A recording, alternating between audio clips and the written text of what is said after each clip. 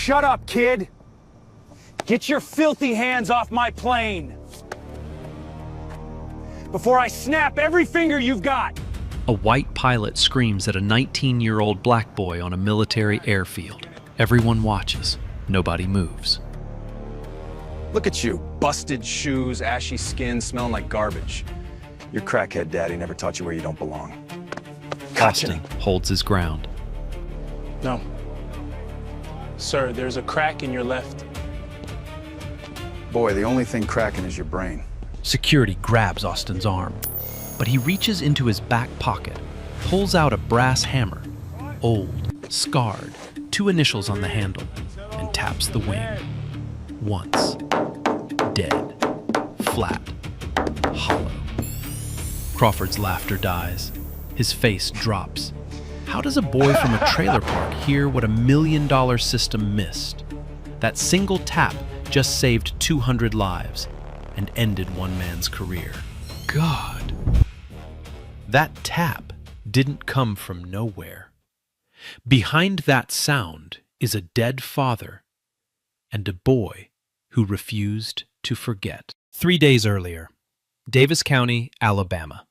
The kind of place the rest of America drives through without stopping. Cotton fields stretch flat to the horizon. The air smells like red clay and diesel. A 2-lane road splits the land in half. On one side, Pinewood Acres Trailer Park. On the other, a chain-link fence topped with barbed wire surrounding Skyvault Aviation's private airfield. 2 worlds, 1 fence between them. Inside the smallest trailer in Pinewood Acres, Austin Bennett is awake before the sun. 19 years old, broad-shouldered but thin from meals that come once or twice a day. He sits on a mattress on the floor, surrounded by library books, aerodynamics, metal fatigue, composite structures. A laptop with a cracked screen plays a YouTube lecture on wing spar load distribution. Most 19-year-olds in Davis County are working gas stations or stocking shelves at the Dollar General. Austin is teaching himself how aircraft die. Beside him sits a battered leather toolbox stamped with gold initials. J.B. He opens it the way some people open a Bible, carefully, reverently. Inside, wrenches, calipers, inspection mirrors, and one tool he never lets go of. A brass-headed tap hammer, small enough to fit in a back pocket, heavy enough to find the truth hidden inside metal. His father's hands wore the grip smooth. Now Austin's hands are doing the same. He picks up the hammer and holds it to a radio-controlled airplane he's been rebuilding. A junk shop find with a cracked wing spar he repaired himself. He taps the wing. Ping! Clear, bright, clean. The metal is sound. He nods the way his father used to nod. His grandmother's voice cuts through the quiet. Austin! Breakfast! Eleanor Bennett stands in the kitchen doorway. 68 years old, built like a woman who has buried a son and kept standing. She works double shifts, cleaning office buildings on the far side of the county. Her knees ache. Her back aches. She never complains. She watches Austin tuck the hammer into his back pocket the way James used to, and something crosses her face. Pride, braided tight with grief. "You look more like your daddy every day," she says. "That scares me and makes me proud in equal measure." Austin kisses her forehead, grabs a biscuit, and heads outside. He rides his bike along the fence line the way he has every morning for the past 2 years. Through the chain link, he can see Skyvault's compound, 3 hangars, a small control tower, a runway smooth enough to land a dream on. For months, he has watched trucks deliver parts for their prototype, the SV-1. He has memorized tail numbers, shift changes, delivery schedules, not because anyone asked him to, because his mind won't stop. Next to the active hangars sits an abandoned one, Hangar 6. Rusted doors, broken windows, decommissioned aircraft rotting inside. Austin found a gap in the fence 8 months ago. He has spent hundreds of hours in that hangar, running his hands over old airframes, tapping every surface, teaching himself the difference between healthy metal and dying metal. No classroom, no teacher, just a dead man's hammer and a living man's hunger. This morning, something is different. Black SUVs line the entrance. Men in dress uniforms step out. A convoy of equipment trucks rolls past the gate. Austin grips the fence and watches. Something big is coming. Inside Skyvault's executive boardroom, that something has a price tag. $340 million. Victor Hadley, the company's CEO, stands at the head of the table. 56, silver-haired, expensive suit, the kind of calm that hides calculation. The Pentagon has sent General Richard Cole to observe the SV-1's final test flight. If the flight succeeds, the contract is signed. If it fails, Skyvault is finished. There is no margin for error, Hadley tells his team. None. Captain Lance Crawford enters in his flight suit. Chest out, chin up. The walk of a man who expects applause. Relax, Victor. The bird is ready. I'll have Cole eating out of our hands by sundown. In the corner of the room, a young woman reviews data on her tablet. Sarah Williams, 29, junior structural engineer, 3 months on the job. Her brow furrows. A stress point diagram of the left wing fills her screen. One zone over the flap bracket glows amber. Not red, not green. Amber. Uncertain. She opens her mouth to speak. Then she looks around the room. At Crawford's confidence, at Hadley's authority, at the uniforms and the money and the pressure.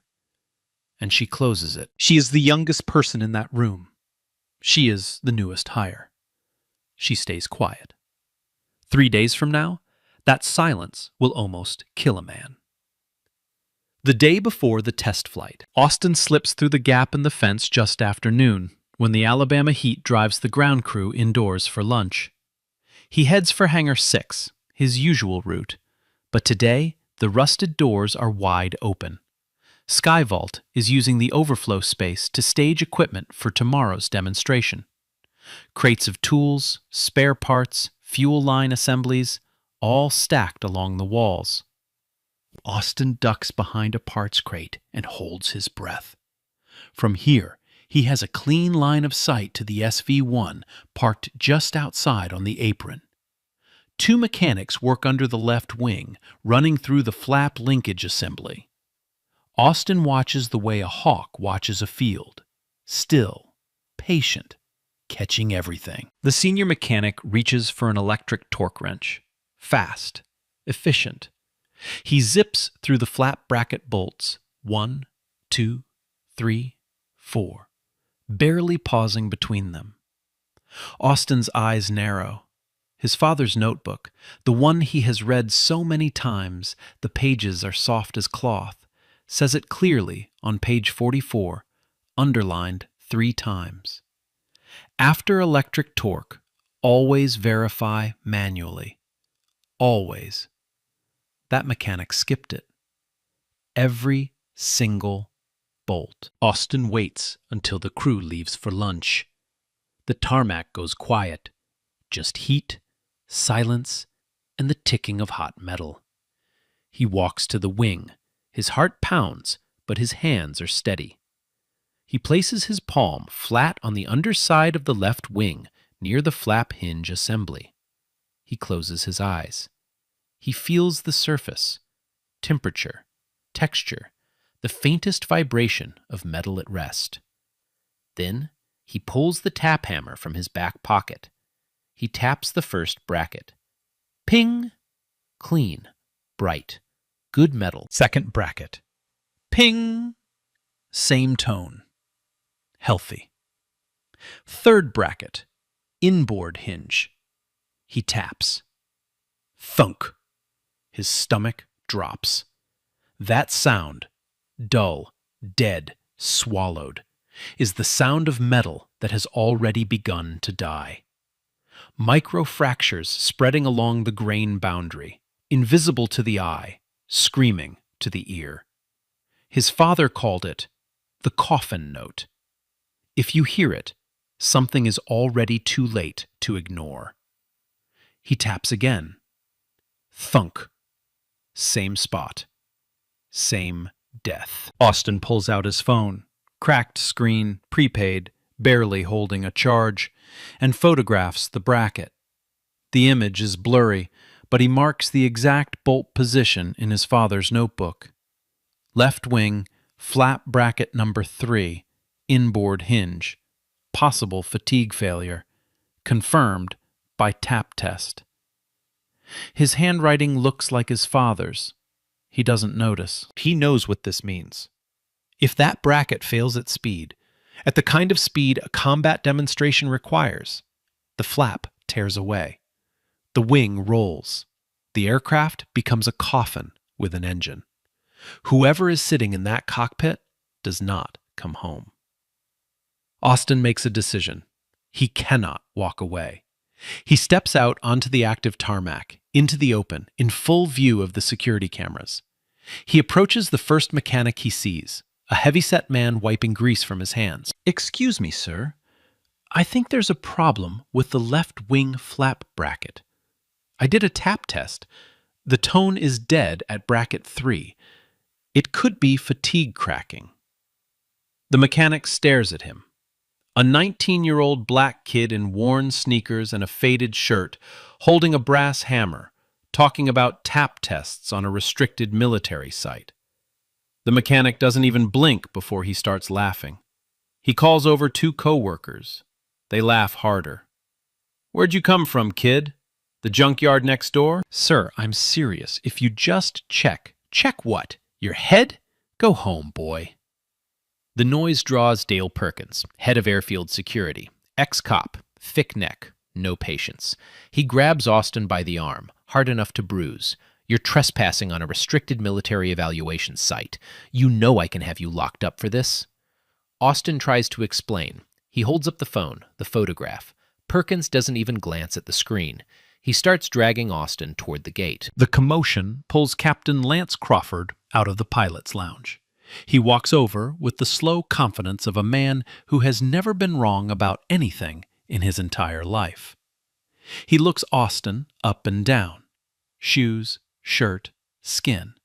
The way someone examines something stuck to the bottom of their boot. "Who let this kid on my runway?" "Sir, please listen. There's a fatigue crack in the left flap bracket.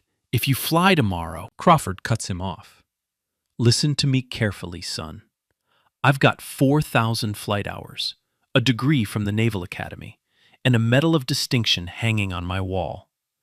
You've got a junkyard hammer and a pair of shoes that are falling apart." He leans in close. "Shut your mouth, turn around, and don't ever let me see your face on this airfield again." Austin doesn't move. "I'm not leaving until somebody checks that wing." Crawford's eyes go cold. "Perkins, get him out.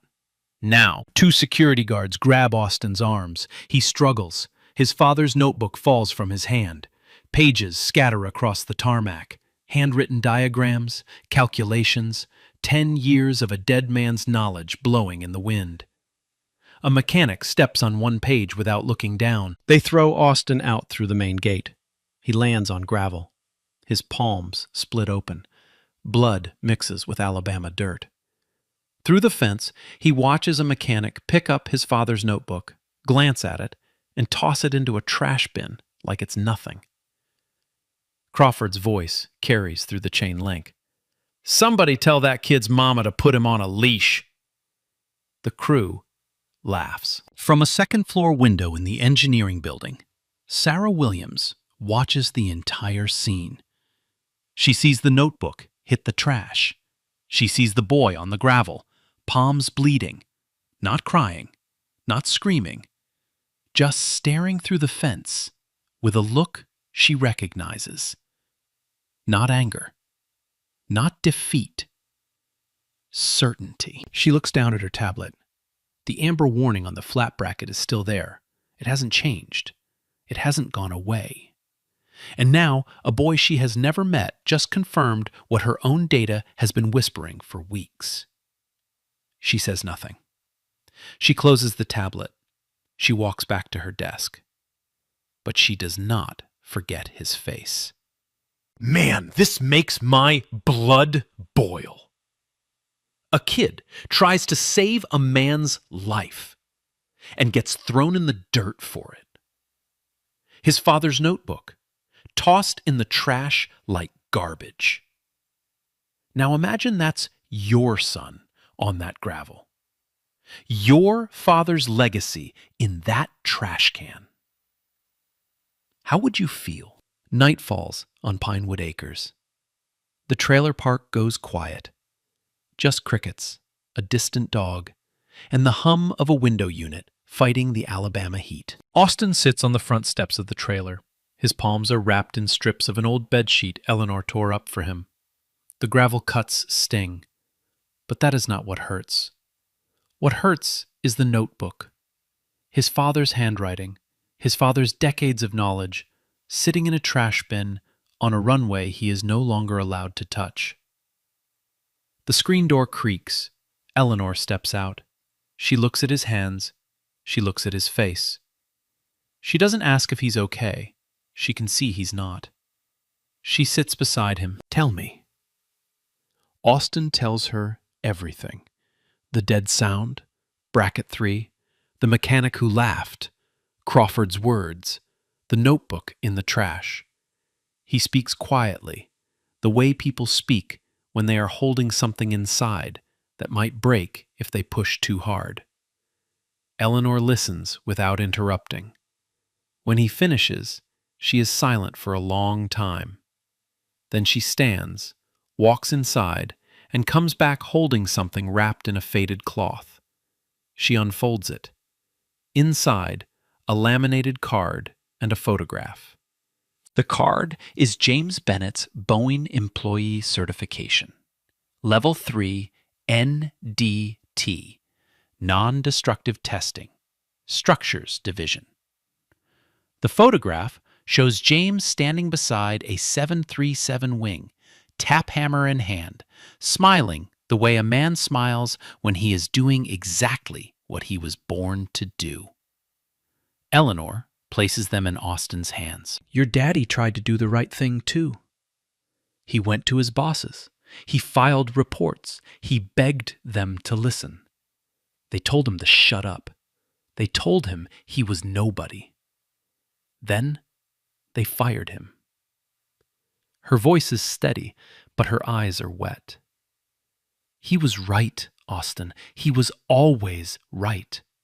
And they destroyed him for it. She grips his shoulder. You go back tomorrow, but this time you don't ask. You don't beg. You show them. You make them see what your father saw. What you see. Austin looks at the certification card. His father's photo stares back. The same jawline, the same steady eyes. He nods. Eleanor goes to bed. Austin does not. He sits on the floor with the toolbox open and his father's surviving notes spread around him. Photocopies he made years ago. Pages he saved on his phone.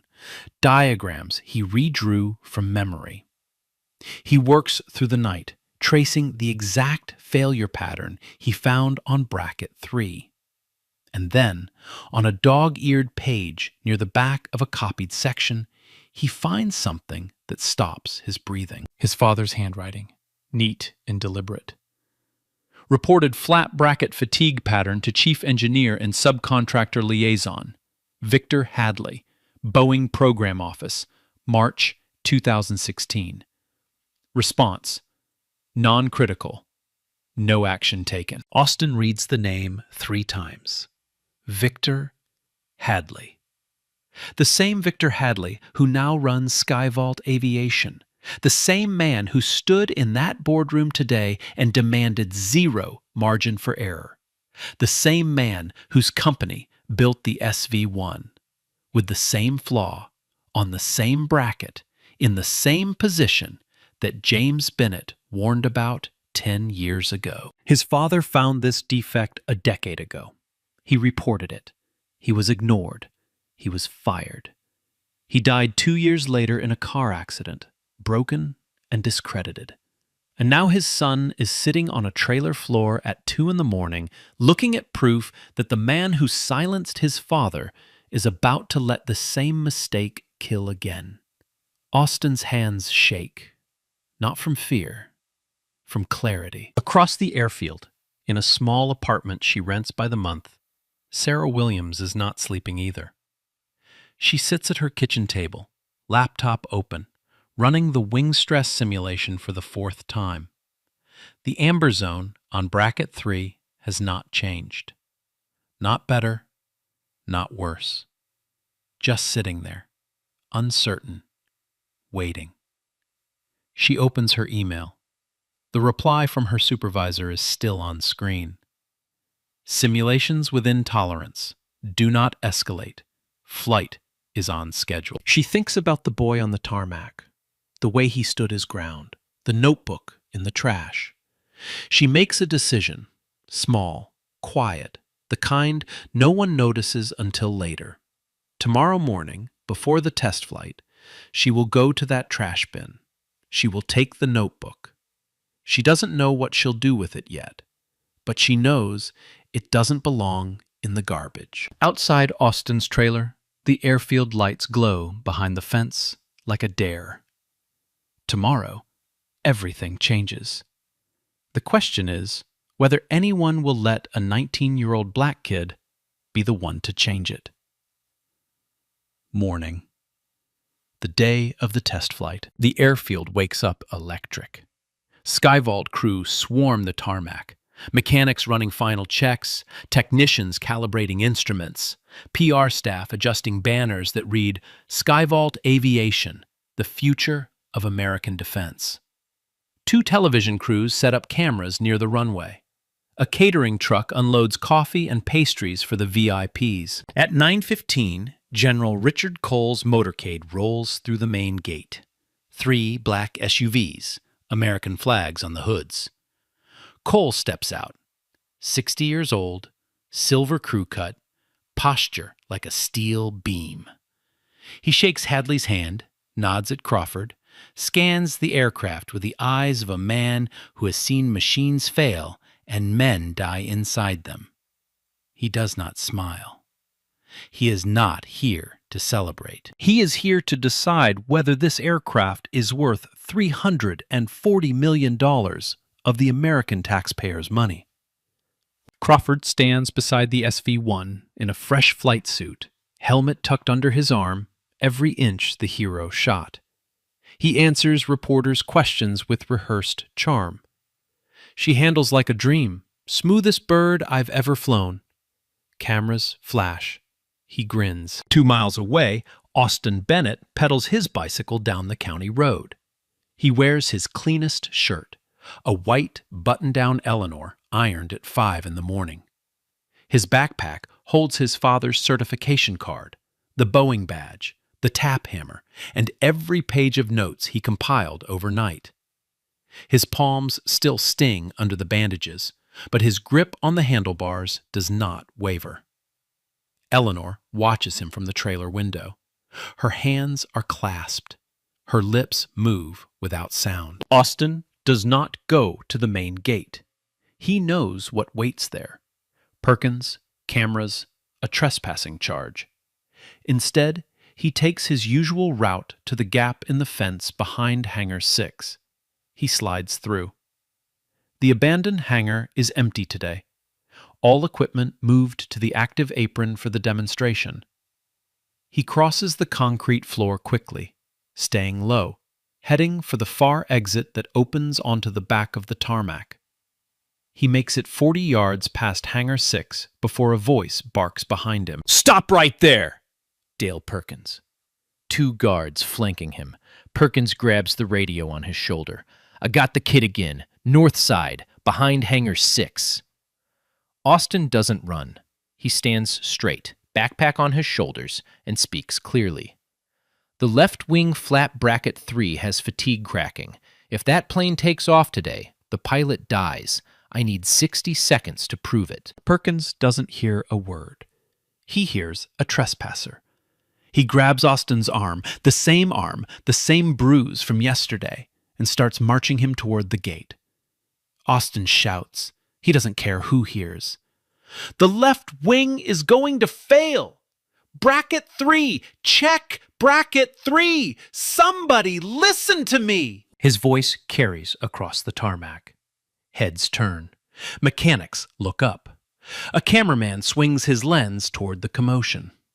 And Captain Lance Crawford, mid-sentence with a reporter, turns and sees the one face he told never to come back.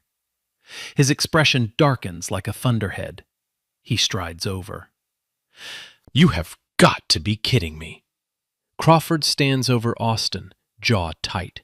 I told you yesterday, I don't want to see your face on this field. Perkins, get him off my runway. Call the sheriff if you have to. Captain Crawford, if you fly today, you will die. Austin's voice does not crack. Bracket 3, inboard hinge. The metal is fatigued. I heard it. My father documented the same failure 10 years ago. Your father? Crawford laughs. Your father is dead, kid, and whatever fantasy he put in your head died with him. The words land like a fist. Austin's jaw tightens. His eyes burn. But he does not look away. And then, a voice from behind Crawford. Wait. Sarah Williams steps forward from the edge of the crowd. She is holding something in her hands, a notebook, dirt-stained, pages bent, pulled from a trash bin at 6 o'clock this morning. James Bennett's notebook. Crawford turns. Williams, what are you doing? Sarah's voice is unsteady, but she pushes through it. Captain Crawford, I reviewed the wing stress simulation data again last night. There's an amber indication on the left flap bracket, the same area this man flagged yesterday. She holds up the notebook. And this is not trash. These are structural engineering notes, detailed ones, from someone who knew what they were looking at. Crawford's face reddens. You've been here 3 months, Williams. You don't have the authority or the experience to delay this flight. Stand down. Hadley appears at Crawford's shoulder. Calm, controlled, dangerous. Sarah, we discussed this. The simulations are within tolerance. This flight goes as scheduled. Don't throw away your career over a boy with a hammer. The threat is quiet, but clear. Sarah hesitates. She looks at Austin. Austin looks at her. He reaches into his backpack and holds up the laminated certification card. My father was James Bennett, Level 3 NDT certified, Boeing Structures Division. He found this exact flaw on the 737 line in 2016. He reported it. Austin turns to face Hadley directly. He reported it to you, Mr. Hadley. The tarmac goes silent. Not quiet. Silent. The kind of silence that has weight. Hadley's face does something it has never done in public. It freezes.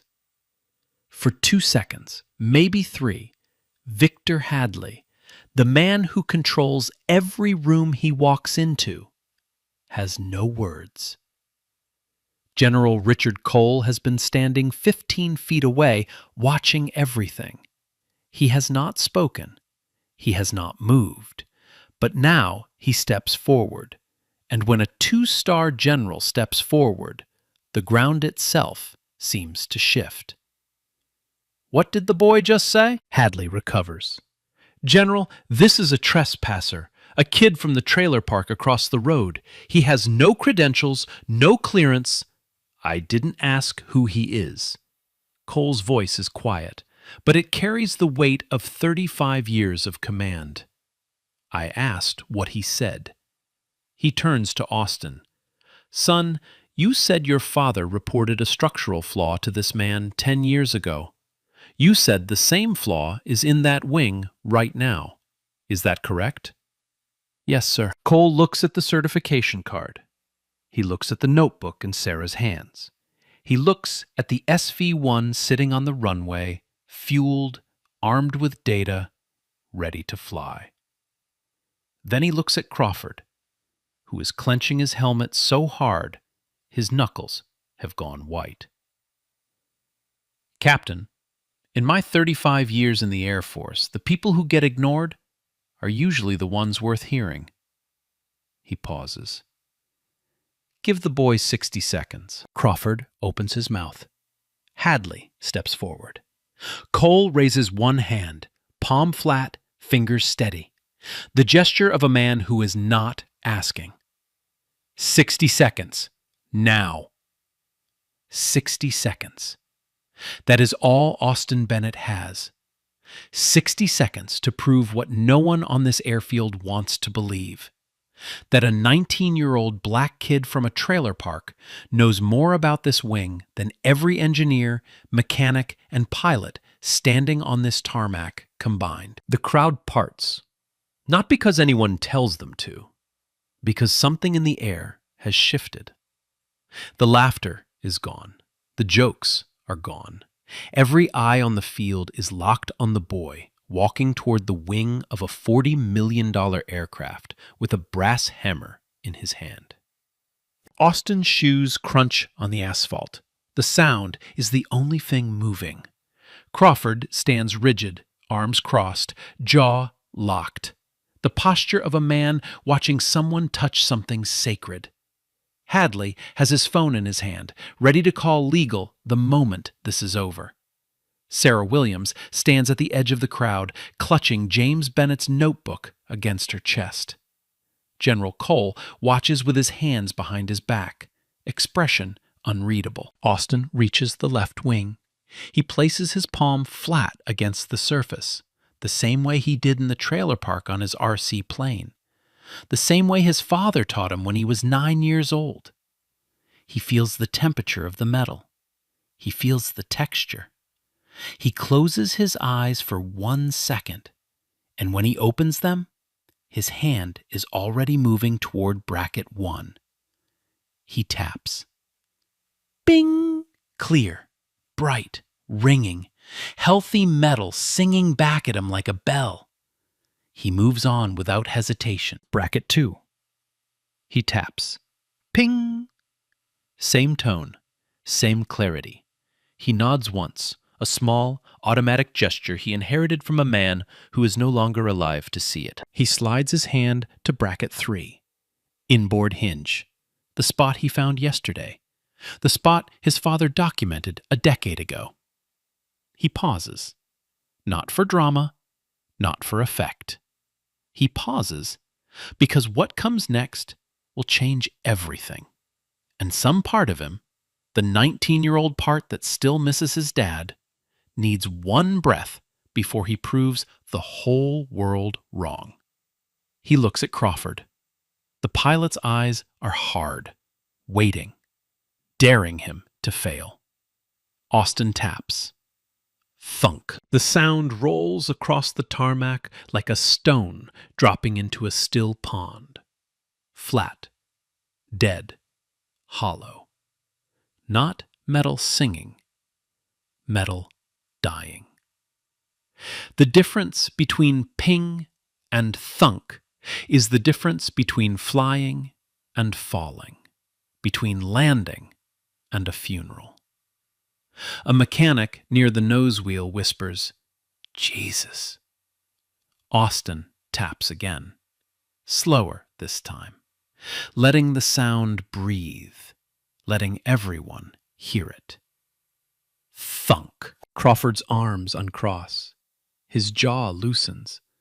The color in his face shifts, red to white, confidence to doubt, certainty to something he has never worn before in his life. fear. Austin speaks, quiet, steady, not to the crowd, not to the cameras, directly to the man who told him to shut up. That's the sound of a bracket that's going to kill you at 400 knots, Captain. General Cole doesn't wait. He turns to the Skyvault chief engineer. Ground that aircraft. I want an emergency ultrasonic inspection on that bracket, right now, on this tarmac. Nobody leaves. The field erupts. Engineers scramble. Equipment is wheeled out. Crawford stands frozen beside the wing, staring at the spot Austin tapped, as if he can see through the metal to the fracture beneath. While the inspection team sets up their ultrasonic probes, Cole pulls Austin aside. He examines the certification card. He pages through the notebook Sarah recovered, James Bennett's handwriting, detailed, precise. Diagram after diagram of flap bracket stress patterns. Cole makes a phone call. Short, direct. Within minutes, a Pentagon records clerk confirms what Austin already knows. James Bennett, employee ID 88-5124, Boeing Structures Division, filed a formal safety disclosure in March 2016 regarding flap bracket fatigue on the 737 production line. The disclosure was received, classified as non-critical, archived. No action was ever taken. James Bennett was terminated 6 months later. Cole closes his phone. He looks at Austin for a long time. Your father was a whistleblower. My father was right. Austin's voice doesn't waver. He was right, and nobody listened, and he spent the rest of his life carrying that. The ultrasonic results come back. The chief engineer reads them aloud, and his voice cracks halfway through. Bracket 3, inboard hinge, confirmed fatigue cracking along grain boundary. Crack length, 14 millimeters. Estimated failure under high G loading, immediate. If Crawford had flown today, if he had pulled that 6G combat maneuver at 420 knots the way the demonstration profile required, the bracket would have sheared. The flap would have torn free. The aircraft would have rolled at an altitude too low to recover.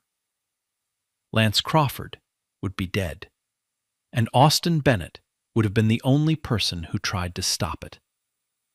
The tarmac should be celebrating. The crack has been found. The pilot is alive. The truth is out.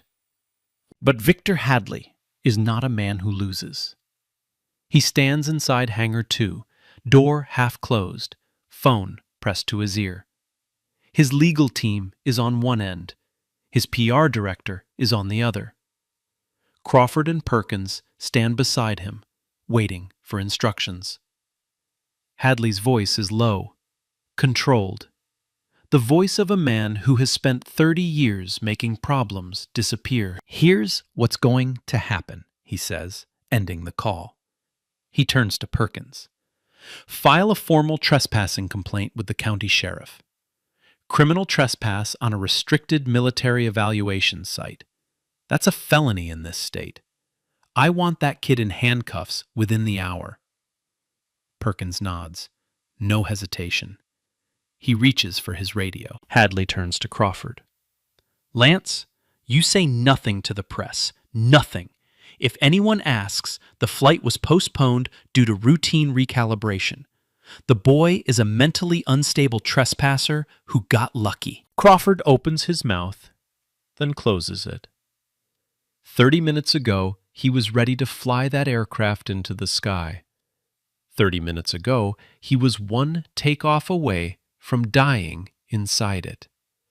And the only reason he is standing here breathing is a kid he called a street roach. But Crawford has spent his whole life following the chain of command. He nods. Hadley's final call is to his chief engineer. Replace bracket 3. Now. Pull the old one, put in a new one, and make sure the cracked bracket goes into the metal recycling bin before anyone from the Pentagon gets a close look at it. The chief engineer hesitates.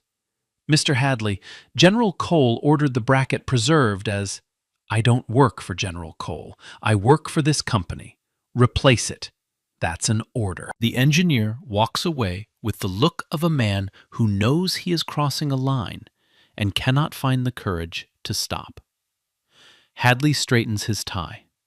He steps back onto the tarmac with the calm smile of a CEO in full control.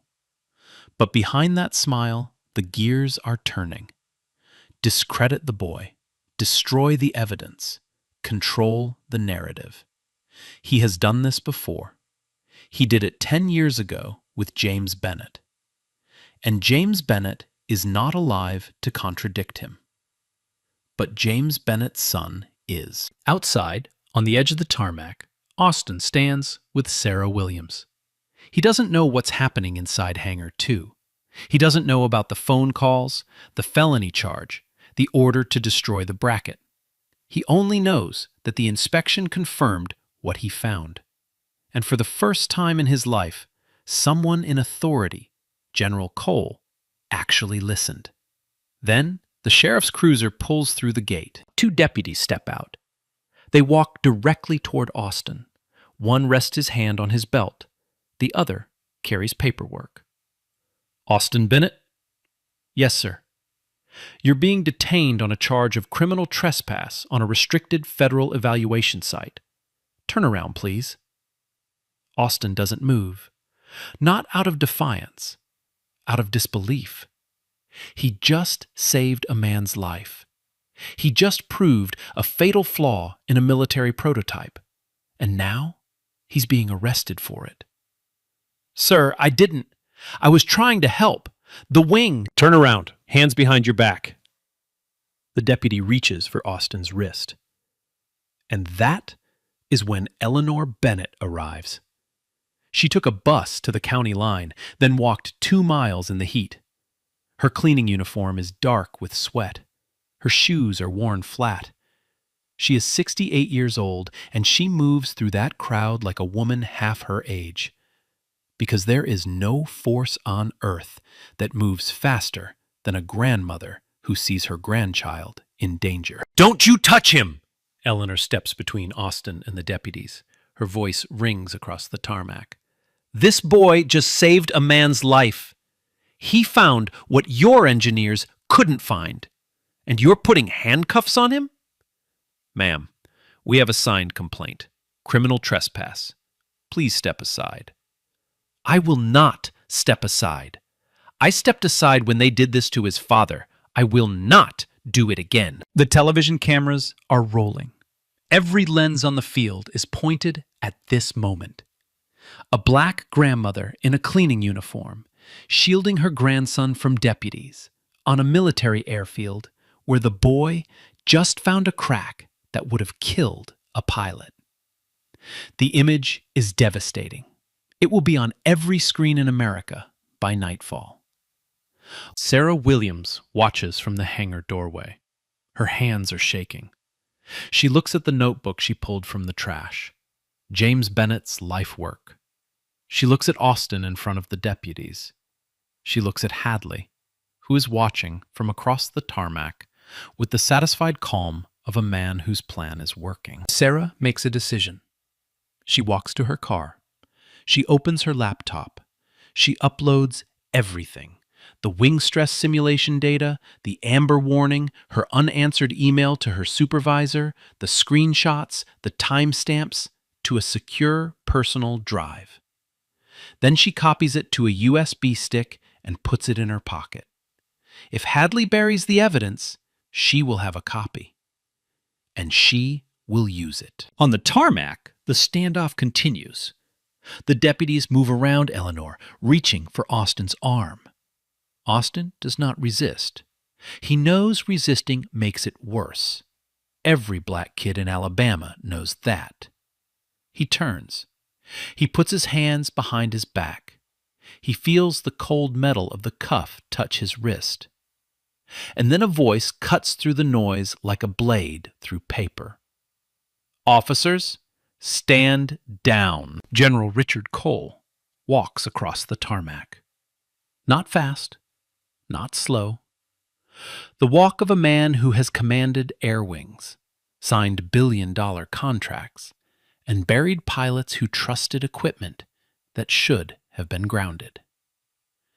When he reaches the deputies, he does not raise his voice. He does not need to. I'm General Richard Cole, United States Air Force, Pentagon Acquisitions Division. That young man is not a trespasser. As of this moment, he is a material witness in a federal safety investigation. Remove the cuffs. Now. The deputies freeze. A county sheriff's complaint versus a 2-star general on a military evaluation site. They look at each other. They look at the cameras. They remove the cuffs. Cole turns. He does not look at the deputies. He looks directly at Victor Hadley, who is standing 50 feet away with a smile that is starting to crack. Mr. Hadley, I am ordering an immediate independent inspection of the SV-1. Every bracket, every bolt, every weld. And I want the cracked bracket from the left wing preserved as physical evidence in a federal safety inquiry. He pauses. If I find out that bracket has been replaced, tampered with, or disposed of in any way, I will personally ensure that Skyvault Aviation never receives another government contract. Not tomorrow, not ever. Am I clear? Hadley's smile dies. Completely. Because 10 minutes ago, he gave the order to replace that bracket, and his chief engineer is probably halfway through the job right now. Hadley pulls out his phone. His hands. The hands that have signed contracts worth hundreds of millions of dollars. The hands that have never trembled in a boardroom are shaking. He dials the chief engineer. Stop. Don't touch the bracket. Leave it exactly where it is. Too late. The engineer has already removed 2 of the 4 mounting bolts. But the bracket is still attached. Barely. The evidence survives by minutes. 2 hours later, a helicopter touches down on the runway. Independent Air Force structural engineers step out, carrying ultrasonic scanners, X-ray equipment, and the kind of authority that no CEO can override. General Cole invites Austin to observe the inspection, personally. Not as a visitor, not as a witness, as a consultant. Austin sits on a folding chair beside the wing, the tap hammer resting in his lap. He watches professionals use machines worth hundreds of thousands of dollars to do what he did with a piece of brass and 10 years of his father's teaching. The results come in one by one. Flap bracket 3, fatigue cracking confirmed, 14 millimeters, critical. Bracket 5, early stage fatigue, not critical yet, but 6 months from failure. Bracket 8. Same pattern, same cause. Root cause. Skyvault had been using uncertified torque wrenches to accelerate production. Bolt tension across the flap assembly was inconsistent. Some over-torqued, some under-torqued.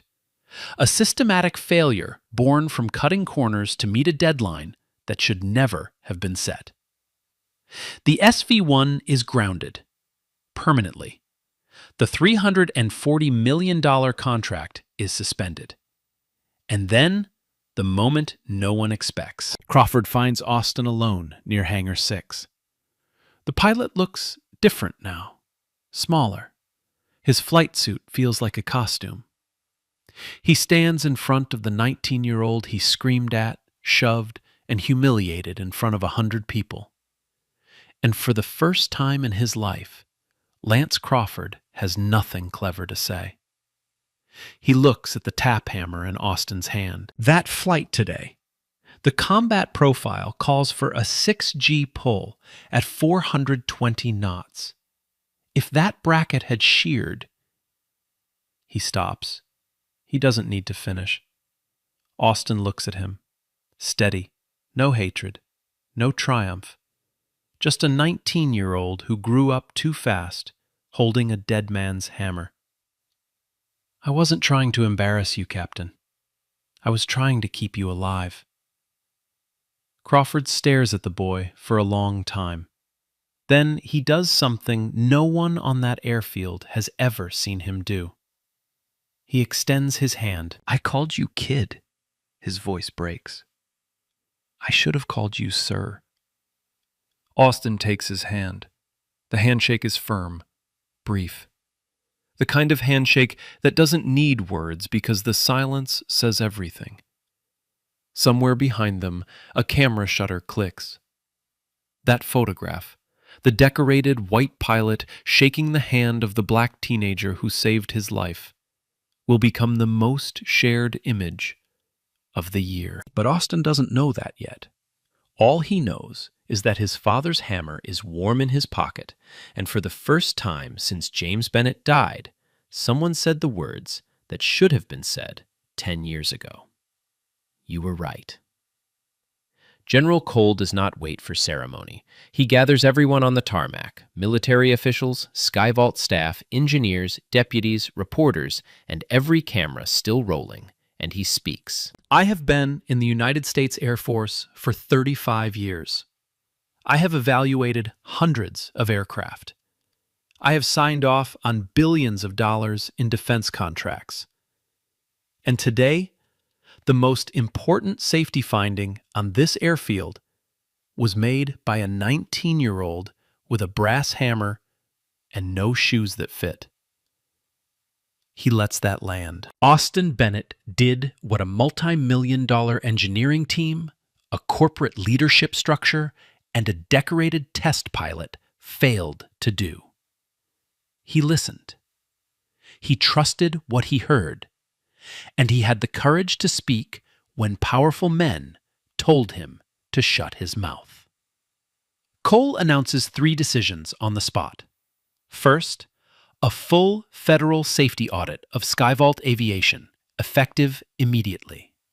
Every aircraft, every process, every inspection log, opened and examined under Pentagon authority. Second, James Bennett's 2016 safety disclosure will be reopened. The FAA and the NTSB will formally review the original report that Boeing buried 10 years ago. A dead man's voice will finally be heard. Third, Austin Bennett is offered a full scholarship to the United States Air Force Academy's Young Innovators program starting this fall. Tuition, housing, materials, everything. Eleanor stands at the edge of the crowd. She hears the general say her grandson's name, and then she hears her son's name. And the two sounds together, the living and the dead, spoken with respect on a field that tried to destroy them both, break something open inside her that she has held shut for years. She weeps. Not quietly, not politely. The kind of weeping that comes when justice arrives so late it feels like grief all over again. Austin walks to her. He takes her hand. In his other hand, the tap hammer. Sarah Williams is commended publicly for preserving the simulation data and recovering the notebook. General Cole offers her a position on the Air Force's Independent Safety Review Board. She accepts without hesitation. The cracked bracket sits in a sealed evidence bag. Someone has written on the label in black marker, "Detected by Austin Bennett, age 19. Method, tap test. Tool, JB hammer." Within 48 hours, Davis County, Alabama becomes the most searched location in America. The photograph hits first. Crawford shaking Austin's hand on the tarmac. The SV-1 grounded behind them. The tap hammer visible in Austin's back pocket. It spreads from local news to national news to international news in under 6 hours. By midnight, it has been shared 4 million times. By the next morning, 12 million. Then the video surfaces. A reporter's unedited footage. Austin tapping the wing, the thunk echoing across the tarmac. Crawford's face collapsing in real time. The clip is 90 seconds long. It becomes the most watched aviation video in YouTube history within a week. Comments flood in from every country, every language, every corner of the internet. The phrase, "listen to the thunk," trends on every platform for 11 straight days. People print it on t-shirts. Engineers tattoo it on their arms. A high school in Chicago names their robotics team after it. Austin Bennett becomes a name the world knows. Not because he sought fame, because competence, when it is undeniable, does not need a publicist. The fallout for Skyvault is swift and absolute. Federal investigators descend on the compound like a second military. The audit reveals what Austin's single tap only hinted at: a pattern of systematic failure. Falsified inspection reports, uncertified tools used across the production line, safety logs signed by engineers who never performed the inspections they claimed. A corporate culture that treated deadlines as sacred and human life as negotiable. Victor Hadley is indicted on 11 counts: fraud, reckless endangerment, obstruction of a federal safety investigation, and attempted destruction of evidence. His lawyers negotiate for months. It does not matter. The evidence is overwhelming. Sarah Williams' USB drive alone contains enough data to end his career 10 times over. Hadley resigns before the trial begins. He is barred from the aviation industry for life. His assets are frozen pending civil suits from the Department of Defense. Dale Perkins is terminated after body camera footage surfaces showing his handling of Austin on both days: the bruised arm, the throat of the gravel, the dragging across the tarmac. The footage goes viral separately. Perkins never works in security again. Captain Lance Crawford grounds himself voluntarily. He no longer calls himself a hero. He enrolls in a safety leadership program at Embry-Riddle Aeronautical University and begins speaking publicly about the danger of arrogance in the cockpit. In his first interview, a reporter asks him what he learned on that tarmac. Crawford is quiet for a long time. Then he says, "A 19-year-old kid saved my life because I was too proud to hear what he was saying. I screamed at him. I shoved him. I called him things no human being should ever be called. And he still tried to save me. I'll carry that shame for the rest of my life. And I should." The clip is watched 30 million times. Austin attends the Air Force Academy's Young Innovators program that fall. He is the youngest participant by 2 years. He does not struggle. He excels. Quietly, consistently, the way water cuts through rock. His professors call him gifted. His classmates call him Funk. He accepts the nickname with a small smile that looks exactly like his father's. 3 months after the incident, a letter arrives at Eleanor Bennett's trailer. It bears the seal of the Smithsonian National Air and Space Museum. She opens it with shaking hands. James Bennett, employee ID 88-5124, Boeing Structures Division, is being added to the museum's Wall of Honor. Recognized at last as a whistleblower who identified a critical safety flaw, reported it through proper channels, and was silenced for it. His name will hang beside the names of engineers and pilots who gave everything for the truth. Eleanor holds the letter to her chest. She sits on the front steps, the same steps where Austin wrapped his bleeding palms 2 months ago. And she speaks to her son for the first time since his funeral. "They heard you, baby. They finally heard you." Austin Bennett did not have money, a degree, or a last name that opened doors. He had a brass hammer, a dead man's notebook, and the courage to speak when the whole world told him to shut up. There are Austins everywhere, in trailer parks, in housing projects, in towns that don't make the news.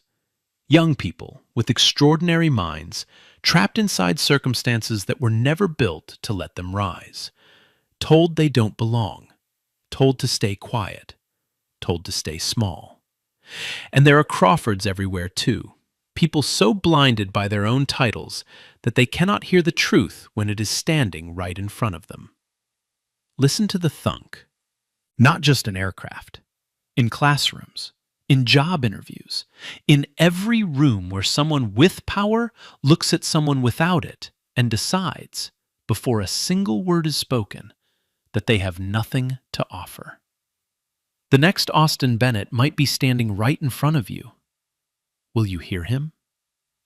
If this story moved you, leave a comment, share this video, subscribe, and hit the bell. Every story we tell here is a hammer tap against silence. Damn. A father silenced, a son humiliated.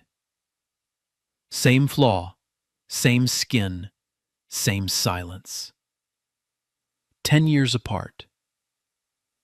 Imagine that's your kid, your legacy, your blood on that gravel.